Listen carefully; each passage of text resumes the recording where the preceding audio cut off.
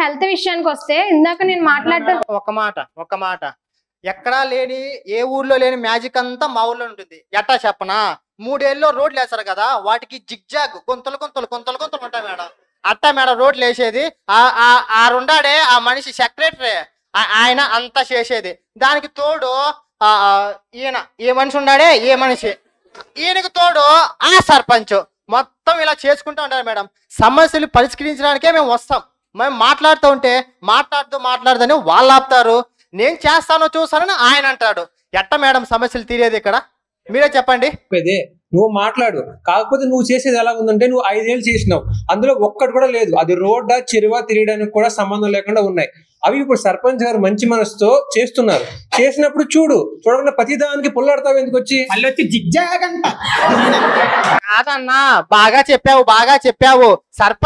ఇప్పుడు సర్పంచ్ బాగా చేసింటే ఇన్ని సమస్యలు ఎలా వచ్చేది? మీరే చెప్పండి ప్రజారా, నేను అడిగేది కరెక్టేనా? నువ్వే సరిగ్గా చేస్తుంటే నిన్న గెలిపించేవారు కదా. 5 ఏళ్ళు నువ్వే కరెక్ట్గా చేస్తుంటే జిగ్జాగ్ అనాల్సిన అవసరం లేదు. నువ్వే ఇవ్వడమేమో కదయ్యా. పరిపాలన దృష్టి అంటే డాన్స్